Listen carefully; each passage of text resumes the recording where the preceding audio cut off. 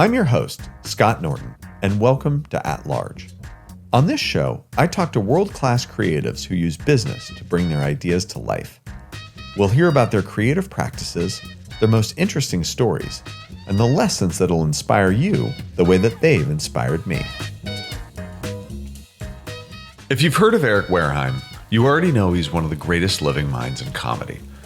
You practically couldn't press play fast enough when you saw his name pop up in your podcast feed. And if you haven't heard of Eric Wareheim, don't be ashamed. You're in for a treat. His breakout show, Tim and Eric Awesome Show, Great Job, is a genre-defining masterstroke of absurdist television. We've put clips of that and many other of his creations in the show notes of this episode for you to laugh uncontrollably to. But even if you have heard of Eric, did you know he wrote a cookbook called Foodheim and has another one on the way? Did you know he makes really good natural wine? Did you know his production company, Abso-lutely, produced other groundbreaking shows like Nathan For You and The Eric Andre Show? Well, today at Eric's Loft, which he calls Loftheim, we sit down to talk about all of these projects and more. I loved hearing his story about how he and Tim Heidecker first got Bob Odenkirk's attention to break into Hollywood. I was thrilled to hear about the unexpected creative inspiration behind their shows and how Eric is paying it forward by creating space for other renegade humorists to give their gifts. Enjoy my conversation with the prolific and hilarious Eric Wareheim. In some ways, like, we're trading places, you know. You are becoming more and more of a food and beverage entrepreneur, and I'm trying to be funny. So if you could teach me how to be funny, if you have any lessons there, I would love to learn it under your tutelage. Yeah, Tim and I always joke about, not joke. We really want to do it. We want to do a master class in comedy, like, and actually do it with master class. But I can help with that. But our concept is it being a bit. Like, Tim and I have never done anything serious like that. You know, it would be like we have the whole thing kind of written in it. It would be like zone theory for comedy. You got it. Yeah, it's like it would be so surreal and fun to. I mean, that's that. Yeah. You should run with that. Because to teach what we do, I mean, like, I'm not. Tim does a lot of stand-up performance, but even his stand-up is freaking experimental. Like, and what I do is, it's just different, and it's not. It's something that I wish I could translate. You know, there's certain tricks you could do, and things, but for me, it's like I'm sort of the same person I was when I was like 10. You know, when my dad shows me old videos, I'm like, I'm just a freak wearing like my mom's hemorrhoid pillow and like dancing around. Like, I was just like doing weird stuff. But and we got lucky that we had someone like Bob Odenkirk to shepherd us and like protect us and let us do just this singular thing that we have. I would love to talk more about your comedy work. Yeah. And I'm curious, do you remember the first time that you saw something truly absurd, maybe as a kid, and how it shaped you?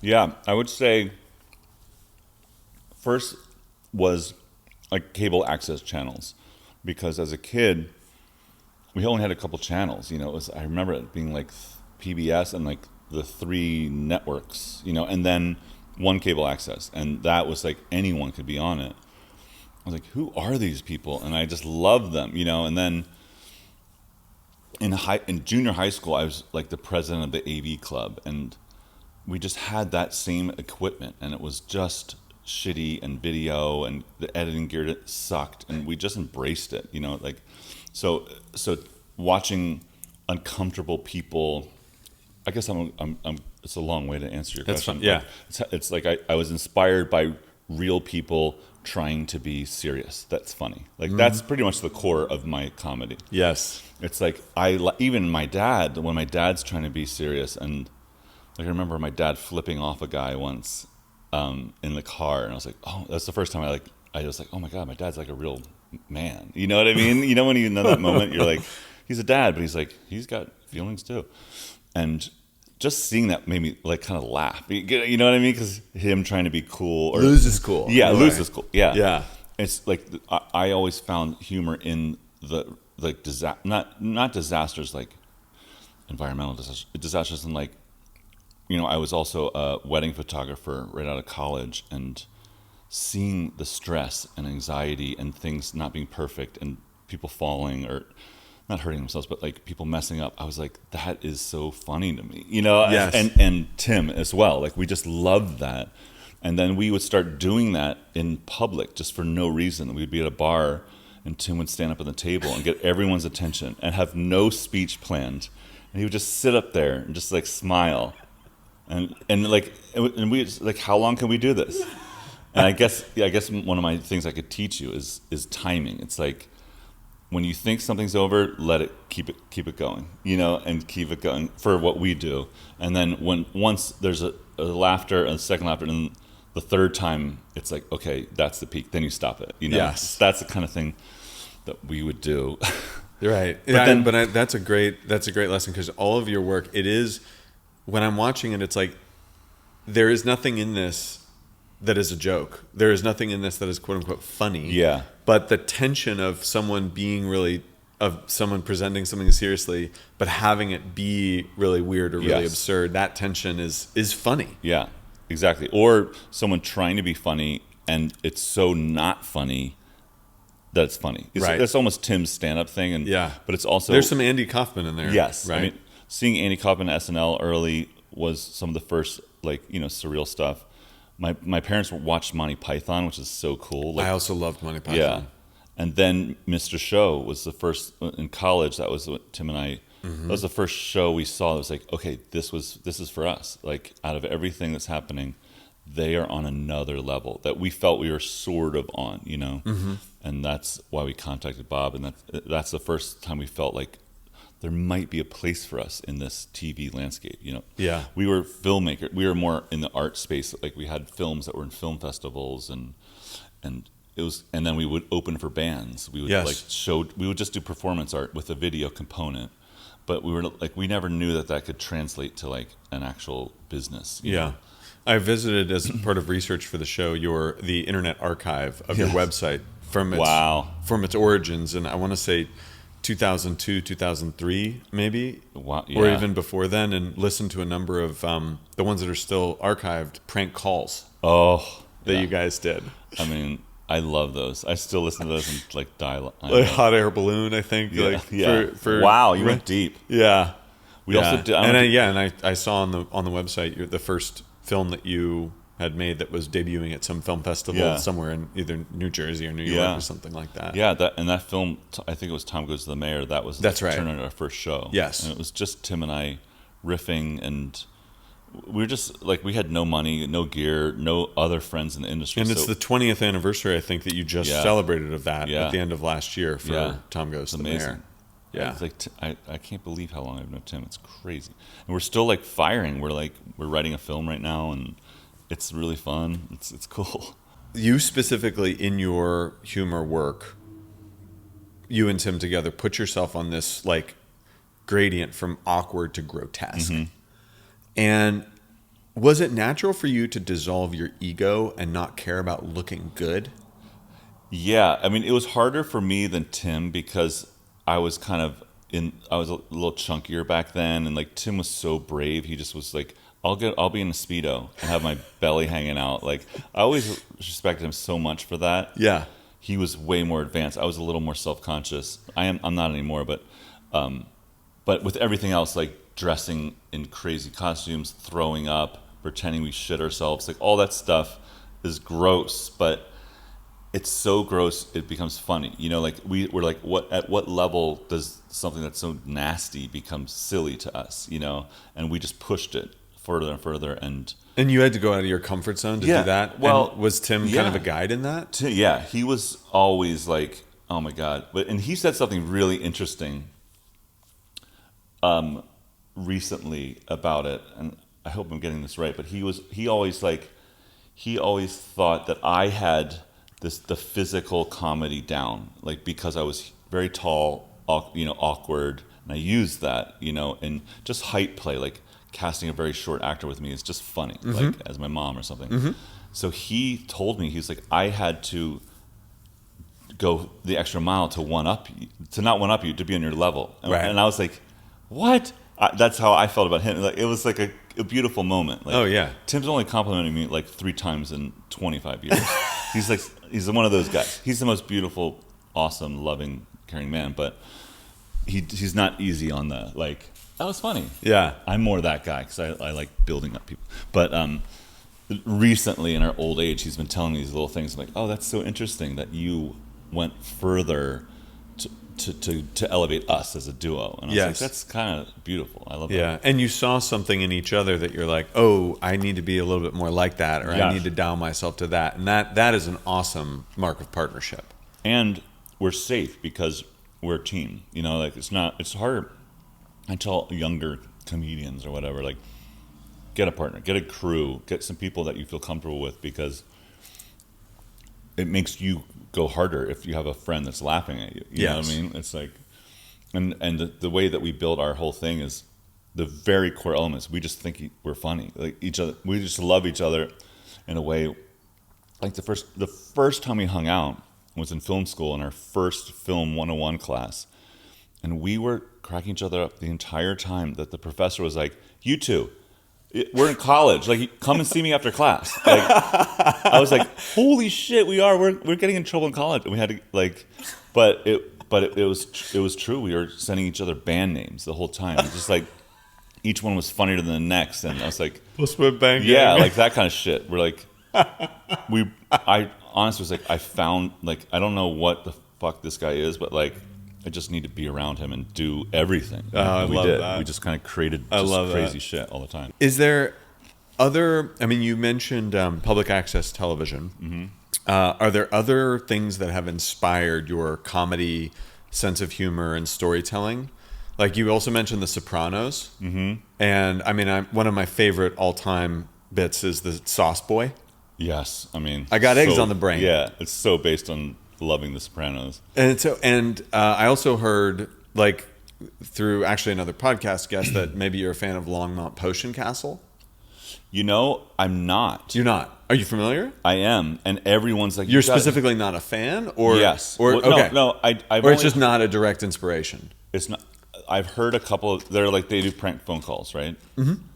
And everyone's like, "Oh, you gotta listen to this." And for some reason, and just, you know, I don't like much comedy at all. I like Curb Your Enthusiasm and Us. That's it. I mean, and The Office, and Christopher Guest films.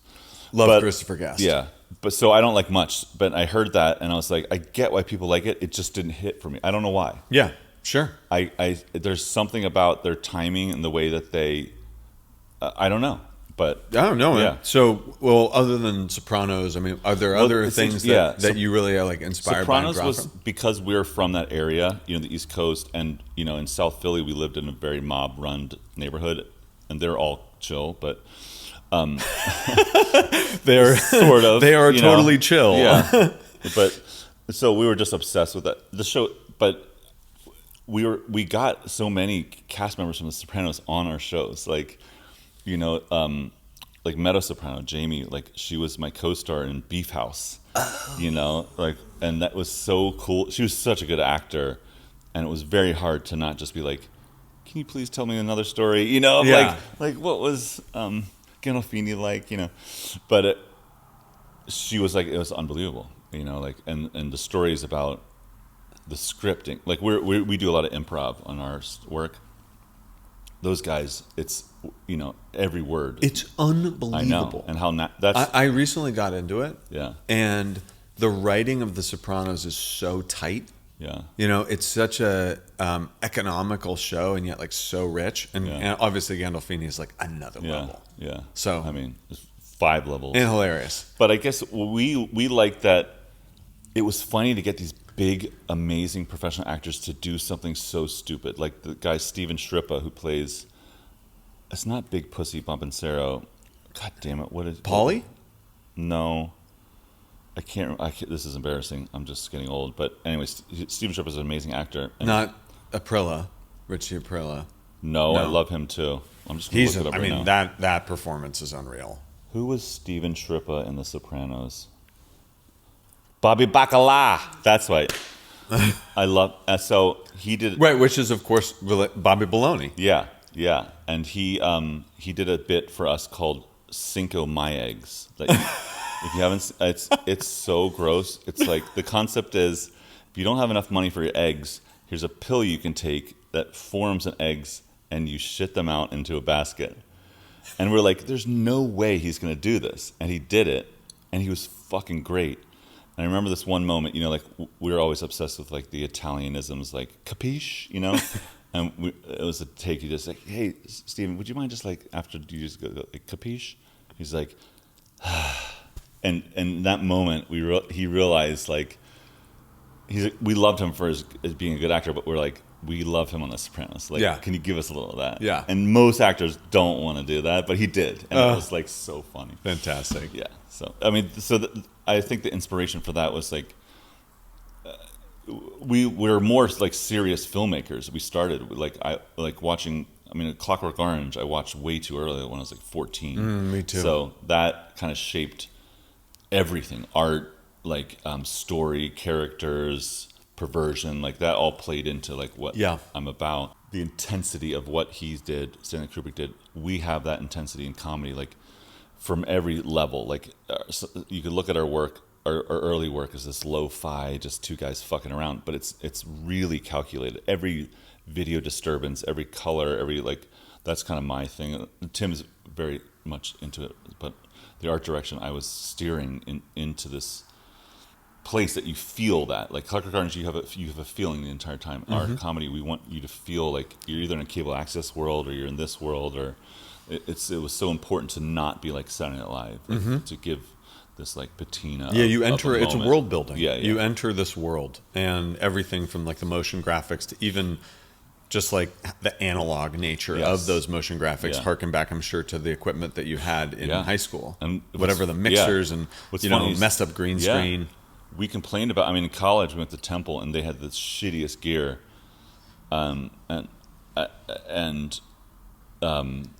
now we buy that equipment because we run it out of the computer into a VHS, back into the computer, because that's the only real VHS filter that we would accept. Wow. So we go that extra mile, and then not to compare it to Stanley Kubrick, but like he drove his own film to the lab every day. After with a car in front of him and a car behind him. Wow, an escort. Like, isn't that crazy? Like that's how precious every single detail was to him, and so I guess that we were influenced by that kind of intensity. That. Yeah. And like the way The Sopranos was so real. And the absurdism too. I mean with Clockwork Orange, and I don't know how much of this is in the original book, but his use of language, making up words, right? Droogie Droogs or Moloko Dreadcrumb. Like he's created fuzzy warbles, right, is what he calls vinyl records. So I love the language in that book.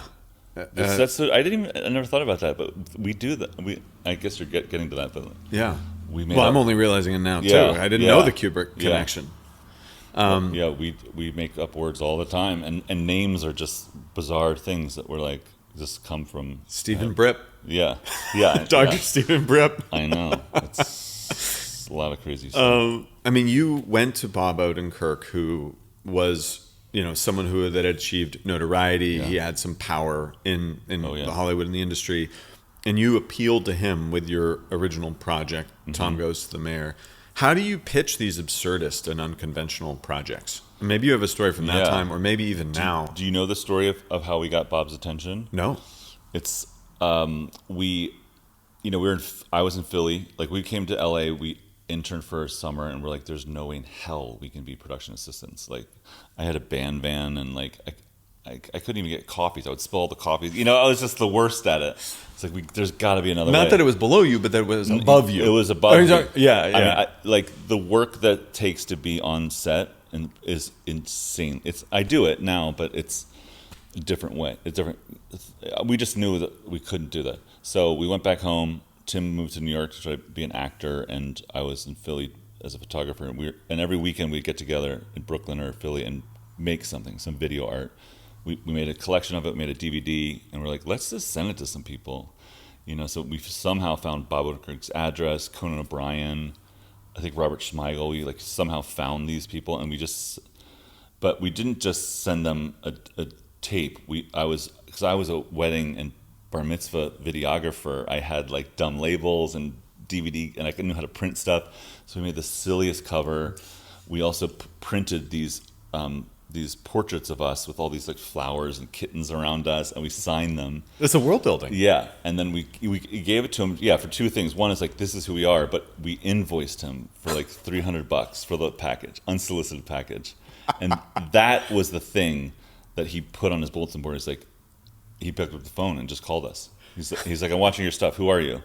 Like, you charge me for this? Like, that's so funny. I'm like, yes, that got him. You know, like, we just knew he would like that. Like, who gets charged for, like, you know, a demo? Right. But we're like, we're nobody. We know nobody, and we just love you. And he's like, all right, come out and see me. Like, let's talk. And he was like cracking up at our stuff. That's great. He just saw it, and he saw, you know, he just saw something, and and he just helped us. You know. Wow. It's amazing. And now he's 10 years after that, you know, he's helping me again by kind of EPing, you know, putting his name and shepherding me through the writing process of my new show, which is like something it's like 20 characters, a big ensemble mega show. Wow. And he's just still the same caring, smart guy. I love that partnership.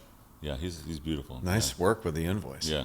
The invoice. Yeah, I mean, make it real. That's what I say. We tell kids, we're like, don't send us a link, man. Like, you have to put some work into it. Yeah. Show us who you are, like, you know, that kind of thing. Yeah.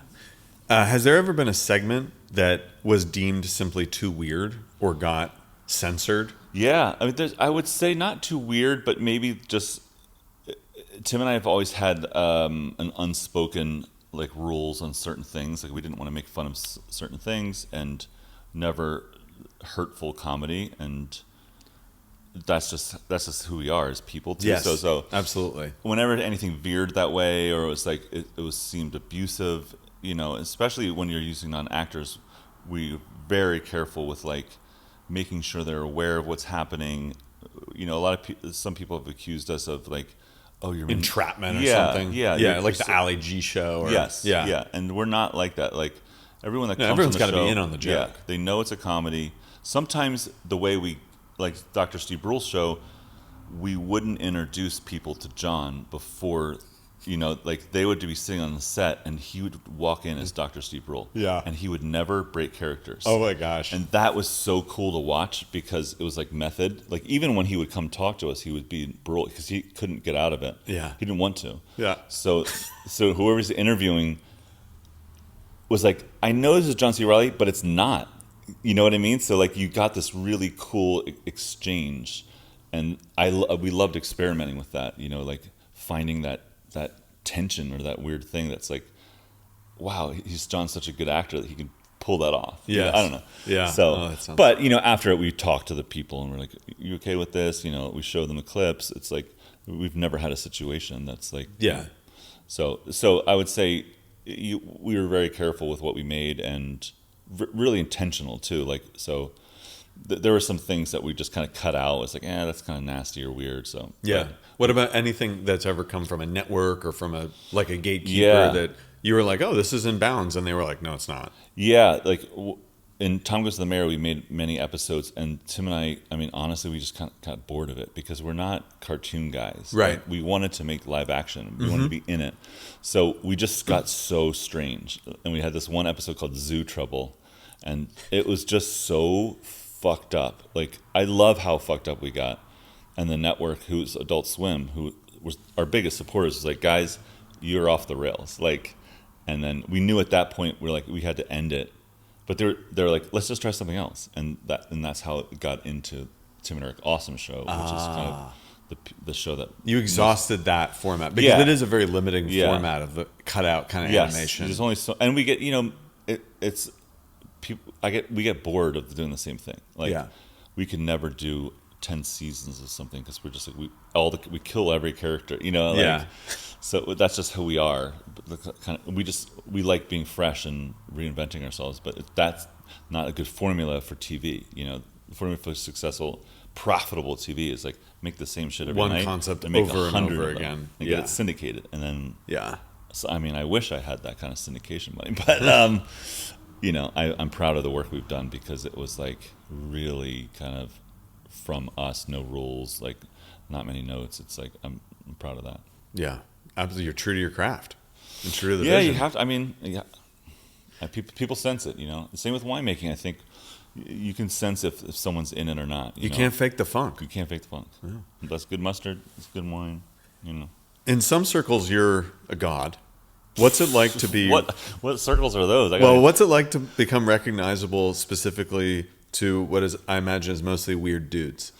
Well, I mean, that's interesting. Like we used to tour a lot, and honestly, it was like a nice 60-40 dudes to women, and which was a shock for us too, because I mean, early in Adult Swim, it was like cartoons, it was mostly men, right? But we quickly got out of that, and then into like Master of None, which is like very even split, and then the food and wine world is sometimes more female than male. That they're cooking the stuff. So, do you find that your people's recognizability of you really grew with Master of None, or was there a time when you were like, oh wow, people recognize me on the street? Yeah, I mean, I'm just huge, so people see me like I'm like, you're unavoidable. Yeah, I try to do like the Hollywood hat thing, you know, like a low hat, and my girlfriend at the time was like, "You're just Eric Wareheim with a hat. Like, just take off the hat." Like, you know what I mean? I can't hide, which sucks because I don't want to be precious. I love going to concerts and most people are chill. Yeah. And what I love is people loving the food journey. Like people like the Instagram thing. It's just something I do for fun, the food blog. But like people literally take notes of everywhere I go, and I love that. Like because I'm sharing. Yeah.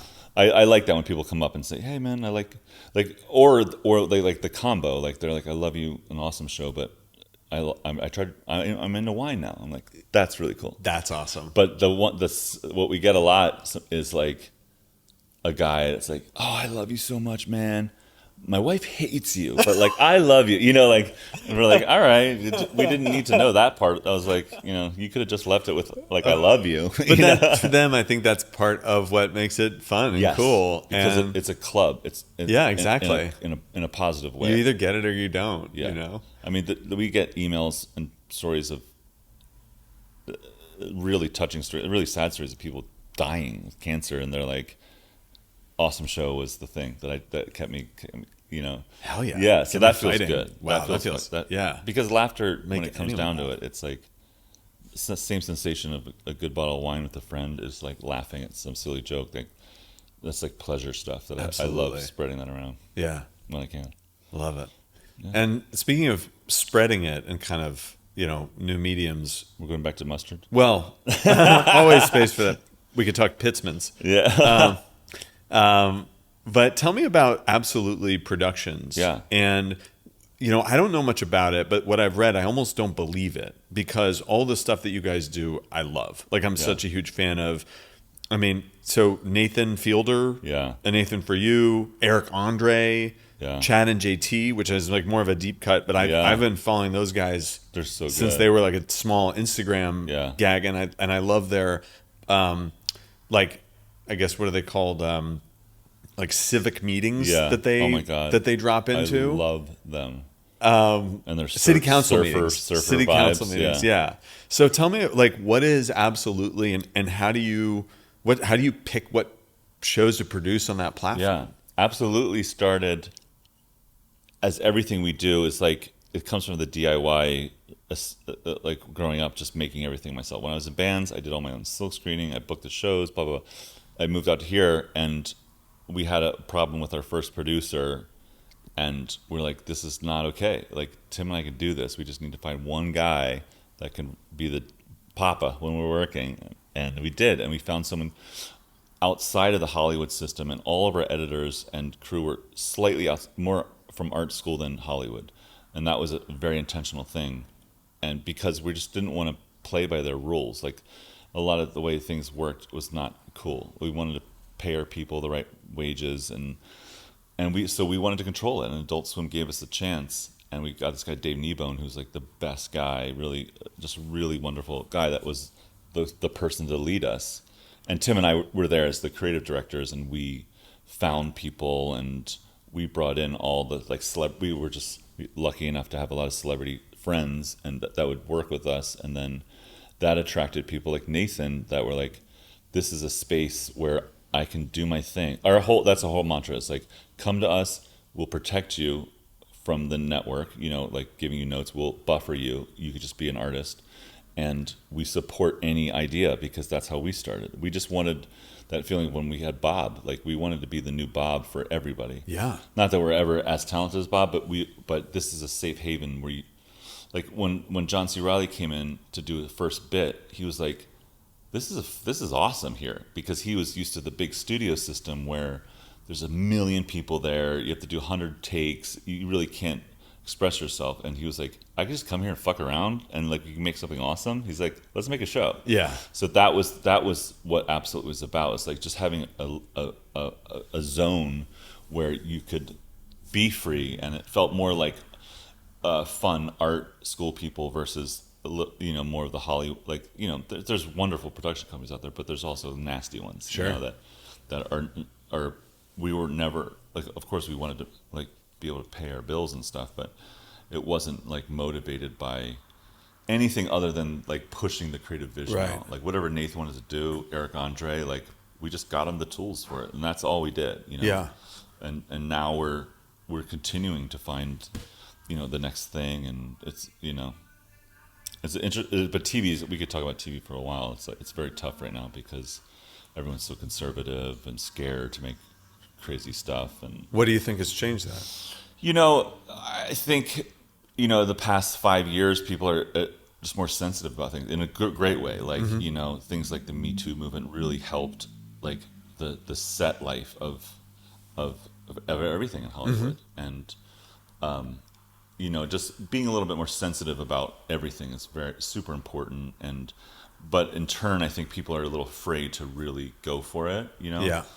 Tim and I never had any of those kind of issues, so we're firing at the same pace. But like networks are safer. Like we had a couple scripts at some bigger networks, and they were just tied up for years because they're too far, too strange, too absurd, and we're like, because the landscape of TV has changed in a way.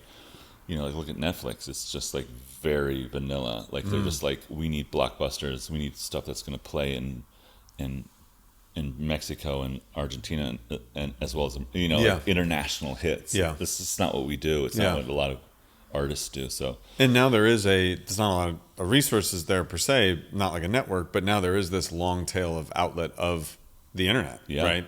Thank God. YouTube and Instagram and TikTok and people. That's where people get their itch scratched on absurdist stuff. It's so interesting. And film, like I think film is the last place. I think that's where Tim and I are landed right now. Is we have independent financing for our next film. It's all tied up. We have a great producer, and like we got so lucky to work in a note-free environment for so long that we want to continue that in that aspect. Well, I am curious about the projects that are next for you. I mean, you talk about a film that you're working on. Yeah. If you could share anything about that, I'd be curious, and then would love to hear about Steakhouse. Yeah. The film is, without telling too much, our last big TV show was, I think it was Beef House, but before that it was Tim and Eric's bedtime stories. Have you seen any of those? Yeah. They're more like nightmarish, like a little bit longer form, even though some were only 15 minutes. A film was like the next progression. It's going to be very haunting. It's very dark, very funny at the same time. It's like our first film, Tim and Eric's $1 billion movie, was so crazy. I watch it now, I'm like, I cannot believe we got away with that. Like, we had almost too much freedom on that film. Like, there's no characters that you like. Like I think we've learned a lot about storytelling in 10 years, and this film and the show I'm working on has some more of those traditional aspects of like, oh, there's a protagonist that you care about, and I think that's important. I want our work to be like enjoyed on a different level. Not that it's that much different, but it's really exciting to like write this thing. Tim's going to star in the film. I'm going to direct, probably do a little cameo. Cool. Because I feel like if I need to really make something, to direct something, I think I have to be really focused on that part of it. Absolutely. Yeah. And Tim's still there. Like Tim still kind of directs in a way, and he's part of every little thing. he's great to have around. But I think the combination of him working on the acting and me directing for this particular project is going to be fantastic. Excellent. And fucked. It's like, like the guy that we're working with is like, really knows her stuff, and he's pushing us to not hold back. Well, Eric, you are many things. You are a Renaissance man. Ooh. You're a director, an artist. I recently learned a photographer. You are an author, and you are also a winemaker. Yeah. And so I would love to start with your work in wine, and tasting some of your fineries of Las Jaras. Yeah. Could you take me through what we have to taste? Interesting time right now is our 10th anniversary of making wine. Congratulations. Yeah, That's tremendous. It's crazy. hard to keep a wine company in business. It is. It's very hard. And from the beginning, it was a challenge. Speaking of me going from comedy and TV to wine, it was a challenge to convince people that I know what I'm doing, But in the food and wine space, I'm just very deep. I'm very, very, when I get into something, it's like obsession level. Like not only finding the best things, but like, how do we do it? I met Joel. He was making wine in his garage pretty much. He's working for a big winery, but the stuff he was making, his personal stuff, blew my mind. It was similar to what I was tasting in Paris and all throughout Europe that really wasn't here in America. We had natural wine, but we didn't have like elegant natural wine. So that's what we do. We make a lot of cuvées. Some are rosés and fun canned wine for parties. And now we have another side that's more of our fine wine, and I'm going to taste you on both. And you can tell me if you like it or not. I won't be offended. All right. And we have Reese's Pieces and M&Ms, they're not really good palate cleansers, but I just like them. Yeah. And I need sugar, so they're there. They're there at our disposal. Yeah. Excellent. Yeah, do you want me to just get into it? Yeah, let's pop them open. Okay.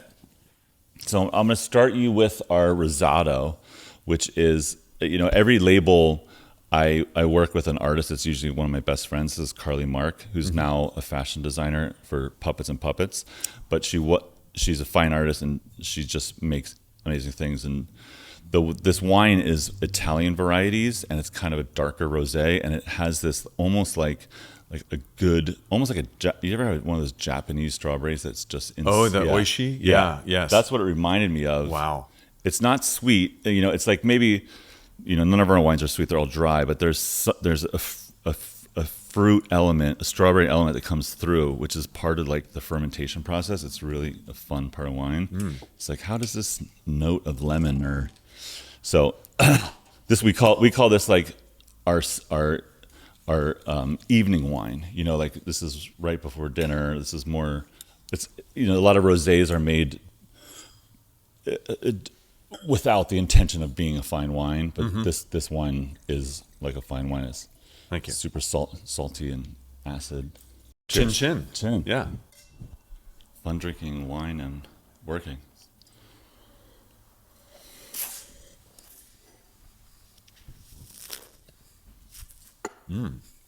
So this wine has always been one of my favorites because everyone loves. It's just like a crowd. Like my mom loves it. Oh yeah. But if I'm not in the mood for something super serious, like I'm cooking pasta or something, like you go to this thing. And all of our wine is focused on food. It's like Joel is a chef, and he went into winemaking. So everything is the idea of a good wine, I think, is two things. One is kind of make you salivate and want more of it, or want you to try food. Like already, I'm like, wow. What would you pair this with? This would be like a nice cherry tomato pasta or something with like lots of Parmesan, Yeah. to match the saltiness and almost savory notes in this. I can't remember where I was going with that, but Joel, blah, blah, blah. Oh, yeah, but it also has like most of our wines are high acid, which just means it's not flabby. A lot of California wines, when you drink it, your palate dies, and that's for several reasons. One, it's they pick overripe. We pick our fruit at a certain time that's not underripe. It's just perfect, so you can retain some of that acid, and as it ages, the wine becomes elegant in a good way instead of being flabby and boring. So that's our shtick. Oh yeah, nice acid profile in there. A lot of structure, not overwhelming, very approachable. Yeah, certainly beats Absolute on ice. Yeah, I mean, there's times that you need that kick of an Absolute on ice, but other times this is the way to go. Wonderful. Yeah, I mean, we started. It's the company started with me coming back from Europe and being like, Joel, I had this like rosé, from Valentini. They make this probably the best version of this. They call it a Cerasolo, which is a wine like this made from red grapes. And I was like, can we do that? And Joel's like, yeah, it's really hard, but like, I'll try. Awesome. And like, that's his response to everything, because he takes it so seriously. He wants it to be dialed. Like when we did our can project Waves, he resisted for years. And then I resisted the idea of putting it in a can. Yes. I mean, yeah, for many reasons. It's a can. So it's a different kind of concept of the elegance of a wine bottle and that whole experience of like what I'm doing right now. But then, because we're very similar, we love going to like the beach and traveling and having a portable wine thing. And also in the market, there was nothing that was good. Like, no offense to everyone else. No, certainly not on the natural front. Yes. Yeah. We came along and Joel and I just think we crushed it in that space. Like I think Waves is so delicious and it's too good. Like we always say like this should be in a bottle, but we love our fans and our people that support us and they love the can thing. Yeah, it's such a fun form factor. Yeah. I mean, I remember when Sophia champagne first came out. Yeah. Remember that? I mean, it came even packaged with a little like sippy cup straw in plastic. Oh, so that people could put a straw in it. I thought that was a masterstroke. But Waves is a beautiful wine and a beautiful package. And you worked with your other partner Jen Stark on the packaging of that. Another like best friend of mine. She's done a couple other labels for us, and she is like I've been on trips around the world with her, like Dominican Republic, like Europe, Formentera, and she just embodies the spirit of not only like the Waves, but Las Jaras, which is like energy, fun, but also like sophistication. She's such a master of her craft, and her and Joel, I think, are so synced with like nothing gets released unless it's like it's on, which is tough. A lot of winemakers can't afford to do that. If you have especially natural winemakers, if you have a messed up vintage, you fuck up in the cellar, your wine is mousy. Some people have no choice but to release it, put it out, and treat it as part of the weirdness and the happy accident of the low intervention process. So I feel for that sucks, but we've had to dump a lot of stuff that's not up to our standards. This natural wine debate's been going on for years, and we're here to say, you can make natural wine and it doesn't have to be funky donkey. It can actually be like delicious, So, and mouse is one of the most disgusting byproducts of bad winemaking and no sulfur. It tastes like cardboard. Ugh. It's like an aftertaste, and you instantly. And sometimes you open a bottle, you have like one glass, it's fine. Your second glass, mouse is there. Like for example, one of my heroes, Raj Par, one of the like greatest Psalms in America. I was having dinner at his house. His mom was cooking Indian food. It was like amazing. And I was kind of hoping that he was going to bring out some baller wines because he has access to everything. But he was showcased younger natural winemakers in France, which is cool. And this one Beaujolais, I think her name is Julia Bagny. I don't want to talk shit on her because her wines are fucking awesome, especially in Paris. But like, we had a first glass and it was unbelievable. And then I went for a second glass and I was like, I was like, it's Mousetown. Fascinating. And Raj was like, yeah, don't have a second glass. And I was like, what do you mean don't have a second glass? Like that's the whole game with this is like, it's very hard to keep it stable. If you're dealing with that really, really natty world. So, but you won't have that with us. Where are you in your wine journey? So, I have never really gotten like deeply into wine. I love drinking wine. It's my drink of choice. I love cooking. I obviously love eating food. But to me, I don't think I've ever grown to like appreciate the real subtleties. Yeah. I'll say that I love the stories because they're agricultural stories, they're cultural stories. Like I always say, food is where nature meets culture. Yeah. And wine is very much the same thing. I'm a packaging guy, and so I love the visual aesthetic of wine. Yeah. Everything from being in a wine store to the label on these wines to just like the experience as you're doing now, like opening them up. Like I love all that. But I don't, for some reason, I don't get a kick out of the kind of like encyclopedic understanding that comes with the wine world. Like the idea that there is no such equivalent in food as in wine of the master sommelier, right? The idea of like blind nailing something, knowing exactly where something is from and what year. And it's almost, it's like almost reductionist in a way to say, okay, you are now a master because you know every last detail and permutation. Yeah.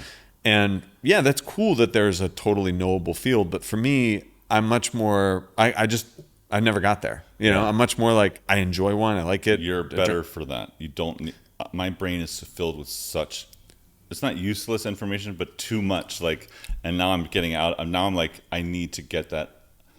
Yeah, it's exactly how you described. You don't need. Wine is really fun, just to be very casual about it, and you know that it's pairs with food and it gets you happy, and that's a great life. Yeah, that's where I'm at. I got sucked into the story. That was really what hit me when I was in Italy, and meeting winemakers and any like artisan that was making sausages for like, my family was doing this for 700 years, like that in itself was so powerful and so not really American, because we're such a young country, that I wanted to like experience that all around the world. But it's also like giving, like I feel like, starting in comedy, it was the greatest thing to like go on tour and make people laugh. Like it was like, what other feeling out there is really like a gut laugh, Yeah.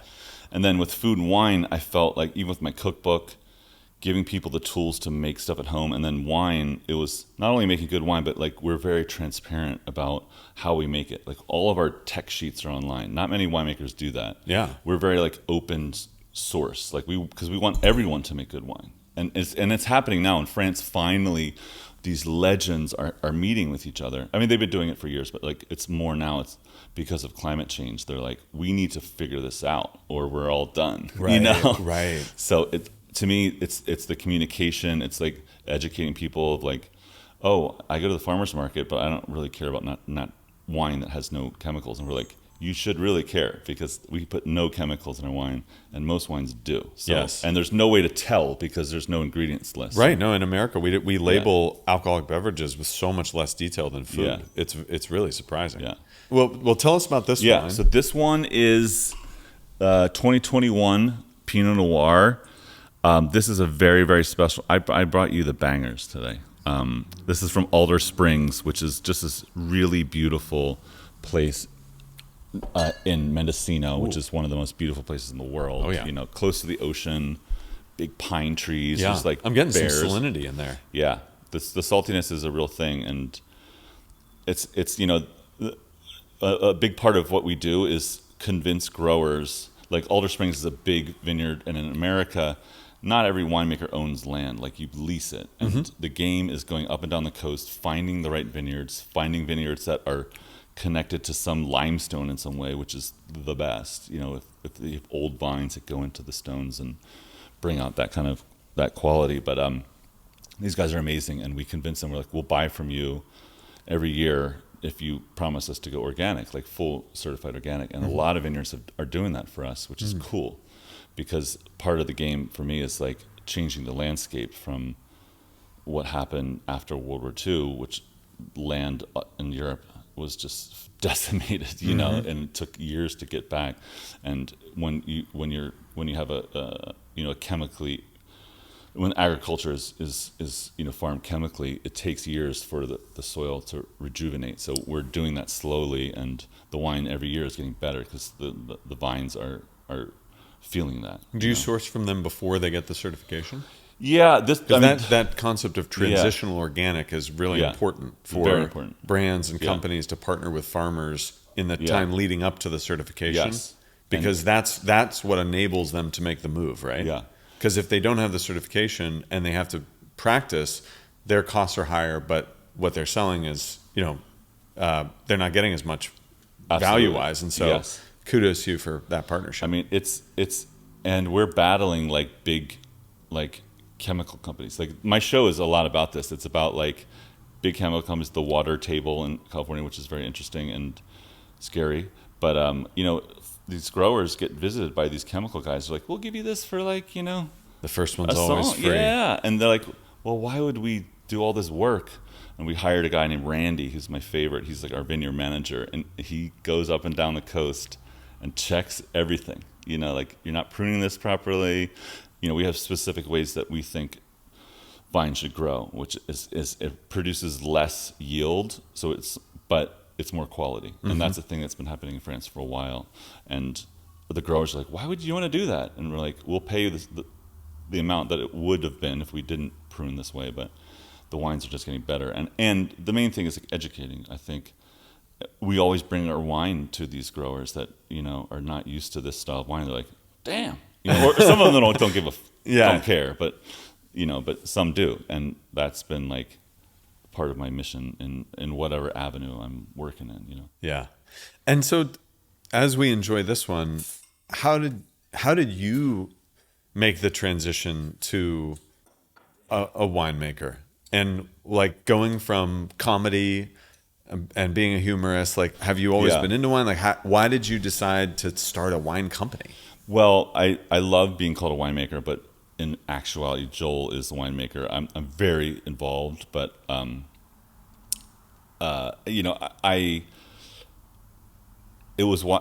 remember the moment I was in Philadelphia watching Sopranos in my tiny apartment. Tony was drinking Ruffino, and I was like, that must be the best wine ever. And in Philly back then, there's only state stores, so there's not that much good wine anywhere. It was insane. So I would start drinking Ruffino and be like, this is fun for making red sauce. But then I was like, God, I have a migraine now because of it's really like a big commercial. All the wines that are in state stores usually are like commercial products with very little actual juice and a lot of bullshit. You know? So I was turned off. But moving to LA, there was something that happened with like chefs and comedians. We would chefs would love to hang out with us. We would love to hang out with chefs because we operate on the same frequency, which is like full crazy work all the time. We don't care about anything else. We need it to get done.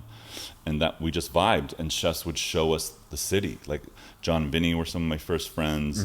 David Chang. These guys were like showed us the real shit, and they had access to everything. So with good food came wine, and instantly I was like, whoa, I understand why you drink a champagne first, the progression of it, and it became cool. It became part of the thing. And that paired with travel and being in Europe and seeing that wine wasn't a luxury. It was like a necessity. It was an everyday thing, which is so cool. Yeah. And that's what we try to do with our wines. We try to keep them at a price point that it's not like blown out. It's very hard to do that. But so that's sort of how it started, and then you get a couple wine friends and then you just geek out and you like, it's almost like I got into that collector mentality of like, ooh, how can we get this one thing and just share it with your friends? So my homies in this building, we have chicken parm nights where we drink like Barolo that we found somewhere, some dusty shelf somewhere that was actually good. So, but that's kind of the journey. Yeah. Well, good on you you truly are a polymath, taking all the mediums. Well, not exactly a palate cleanser, but I thought you would enjoy after this wine tasting some pretzels and spicy brown mustard. I'm excited. Yeah, I'm a German guy. Exactly. So I'm very into you have family roots in Germany? Oh yeah, my mom's like off the boat German, which I just got my EU passport, which is so cool. Oh, good for you. Yeah, because my mom's German. We all need one of those. Here's a napkin just in case you need one. How are we doing You can help yourself to... Now, what kind of pretzels are these? These seem like the good ones. These are good pretzels. I don't have the name of them handy. So it's like Hanover, but like Yeah, they're a Whole Foods pretzel. They were the largest ones I could find at Whole Foods. Yeah. And let me just grab for you. I used to love those really big ones, or like almost take your teeth out every time. Those are my favorite too. The like Yeah. Snyder's of Hanover, Yeah. like the massive ones. Now I'm like afraid that I'm just gonna lose a molar. Here, I'll give you Okay. some on a little. So tell me about Teaspoon? this. How did So- you get into this? So there you are. you. You can dip and enjoy that. Dipper. Well, enjoy. Yes, go for it. There's no rules. This is just so we know what we're tasting here. This is a spicy brown mustard, which for multiple years has won first in the deli category of the worldwide mustard tasting competition. Wow. And this is ground on stone mills in Wisconsin, and it sources primarily Canadian mustard seed, as well as some American mustard seed from the Dakotas. It's got a mixture of yellow mustard and brown mustard with a varied texture, and a tiny bit of the secret ingredient, which is maple syrup for sweetness. Because you've got a lot of that gustatory heat, which is that kind of olfactory punch that you get from mustard, as well as natural bitterness. And so to offset that, along with the acid, we put a little bit of that spicy brown in. No joke. This is fucking awesome. I mean, I think I've had this. Is not a new product. No, right? this isn't new. You've had this. And I think during the pandemic, you did a live cooking show that involved our condoms. Yes. So I remember seeing you on like Facebook Live or something like that. I'm really into it. Like I love it. But I've never. It's so nice to eat it like this. Like really think about it. You know, mustard is something. I'm sure not many people do a mustard tasting, but like you should. It's very, very good. And I know you like German food, and I'm a big fan of your top food blog, your Instagram account, and I think you posted something from a tiny little farmhouse outside of Frankfurt one time that I have bookmarked, and I can't wait to go there. But that looks so good. And I'm going to ask you for another squirt. So let me squirt you, bro. I'm really into it. It's also like, obviously, when I first started tasting this stuff, I was like, oh, damn. You know, just like our wine, if you put quality stuff into something, it's going to taste good. You know, that's right. It's as easy as that. So would love to flip to the final segment, Yes. which we call At Large and Off the Cuff. Bit of a quick fire round for you. You like to cook. What color is your microwave? Steel. And who makes the best brand of microwave for cooking? I ordered a Miele, and I've used it. It's like an oven and a microwave. So, but I haven't used that many. So I would say Miele. Okay. We ask everyone the same question. Yeah. Are you glad social media exists, or you wish it never existed? I'm glad it exists. Right. I have so many new friends, and many things. It's also a nightmare, but it's all I enjoy it. But net, it's good. Yeah, I mean, it's just a source. I mean, I'm lucky because I can literally, if I have a question about anything, I go to the internet before Google sometimes, and I'm like, or if I'm in town, like, hey, I'm in somewhere, Jackson, Mississippi, like, where do I go? And like, it's just a really, because people know me. People point you towards it. They know what you're going to like. Yeah. Yeah. And it's like AI before AI. Like, it's the algorithm works better for me with that. But sharing stuff, I think it's super cool. What's the weirdest job you've ever had? Weirdest job, I worked for Manpower, a temp agency, where every day you show up and they give you a piece of paper with a new assignment. And one day it was like, there's an ice skating rink that needs to be torn apart. And we show up, I was like 13 in shorts and a t-shirt. And we get there and people are in full hazmat suits. Because it's like, whatever, the ammonia or whatever they use. Asbestos. So yeah, all that. And we had nothing. We're just like, and we just, one piece of rusty steel and I got cut. I'm like, we got to go, you know? Like, so Manpower was... Oh my God, that must have been great fodder for the show. Exactly. Like, that was awesome. Yeah. Just like seeing those characters and so random. Yeah. Oh, that's great. If you could be the spokesperson for one brand, what would it be? Reese's Pieces. I mean, I love the product. No, I don't know. I'm trying to think of. I don't know. That's all right. Yeah. Here's a related one. one. I got it. Okay. If I could be the spokesperson of any brand, it would be Fat Boy Juniors, which is my favorite ice cream sandwich. Ooh. Do you know that? Is that regional? I don't know Yeah. Fat Boy Juniors. It might be. I don't know. I've never had it until it was here, and I've only found it maybe 5 years ago. So there's Fat Boys, which are it's a regular ice cream sandwich. It's like nothing fancy, organic, or anything, and they're okay. But if you get the Fat Boy Juniors, which are slightly smaller, which I got because I'm like trying to lose some weight, they Trying to watch your figure. Yeah, they taste unbelievable. Ooh. It's really creamy ice cream. You know, like there's real bad versions of those, and there's real natural foods versions, and I don't like either. Fat Boy Juniors, I would do free spokespersons. All right. Yeah, You heard it I here believe first. in them. If you had to live inside a Tim and Eric Awesome Show commercial for the rest of your life, what would you pick? Wow. I mean, almost none of them. They're so scary. So maybe nightmarish. maybe Tiny Hats. You know, like just because those characters are so funny, I would just want to hang out with those guys, see what they're up to. Love it. And then final question, which again we ask everyone to walk us through a recipe that in cookbook level detail. I mean, you're I think shockingly you're like the fourth guest we've had that's written a cookbook, but not necessarily like crazy level detail, but enough for someone to recreate it at home. What's a go-to recipe that? So something simple like that everyone could do. Yeah. You know, I have a recipe. It's like based off a recipe I have. It's like I call it like scraps pasta. You know, and it's like to me, I love like when I'm tired and like first of all you got to have a good pantry of stuff. You got to have some anchovies, some capers, or whatever. I love the idea of like whipping something together, but like that teaches you to focus on things like let's cook the pasta perfectly. You know what I mean?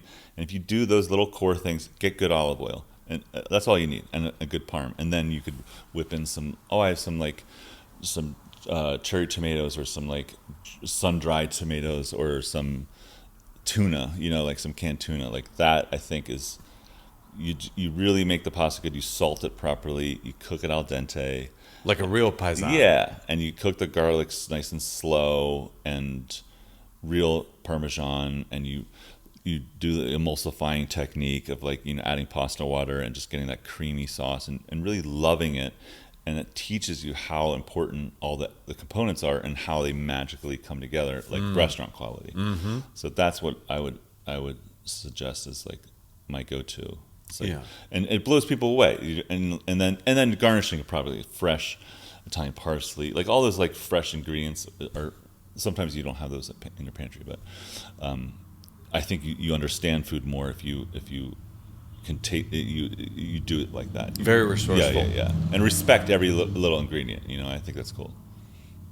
Wonderful. Yeah. Well, Eric Wareheim, thank you so much for joining us. It's been great to be here at Loft Time. Yeah, and welcome. Thanks for having me. Where can people find you?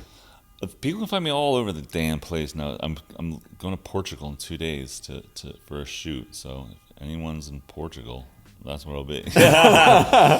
But yeah, lots of new stuff. Like the Steakhouse book's coming out soon.